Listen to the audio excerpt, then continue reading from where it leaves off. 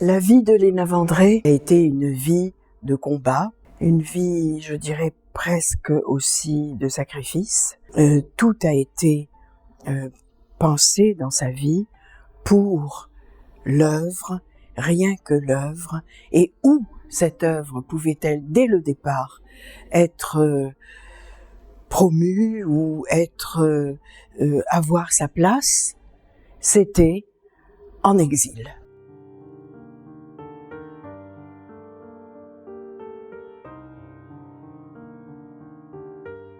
C'est une partie qui se trouve ici, une connivence avec la couleur, avec quand même des souvenirs difficiles à oublier.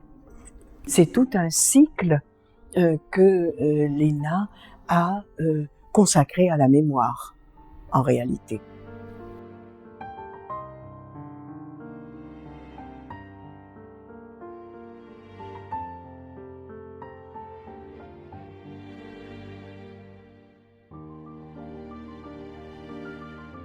Tous ses amis faisaient partie du milieu antiquité brocante. Et donc, elle a collectionné tout ce qui se collectionne. Les chevalets qui sont ici, par exemple, qui sont des objets trouvés.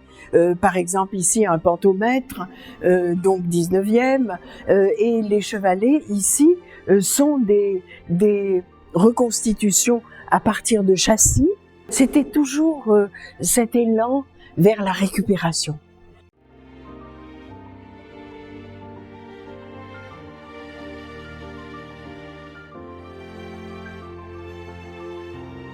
Il y a bien entendu une autre partie de la sélection, les cut-out. Ce sont des sculptures en réalité, sur châssis ou libres, et donc ensuite sur chevalet, certaines. Et ces sculptures sont des découpages de carton. Et donc, c'était un travail de sculpteur. Elle dit dans un très très beau texte que on a l'impression que ce sont des découpages, mais ensuite, placés sur châssis et sur chevalet, c'est des découpages dans les découpages. C'est ce qu'elle essaie d'expliquer, et donc avec des taches de couleur. Léna a beaucoup travaillé avec les pastels à l'huile, par exemple, avec la gouache, l'acrylique, donc après sa peinture à la cire, avec des pigments. Léna ne travaillait jamais sans pigments. Les pigments naturels venant de vos terres ici méridionales, bien sûr. Il y a donc, quand j'évoque les cut-out, il y a évidemment une partie qui sont nées encore sur les hauts plateaux et d'autres cut-out un peu plus abstraits qui sont nés, eux, au bord du Rhône.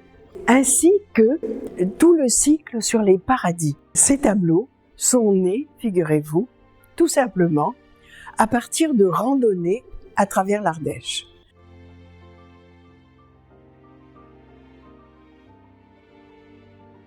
Il y a une partie de cette sélection qui n'est pas encore, je dis bien présente, ici en même temps que les tableaux, tout un pan de mur consacré à des reliquaires, et des reliquaires faits à partir de boîtes collectionnées. L'autre facette tellement importante pour Léna, c'est-à-dire l'écriture. Chaque inspiration était pour elle matière à une thèse, à une écriture. Elle voulait absolument qu'il y ait des traces qui indiquent une démarche picturale.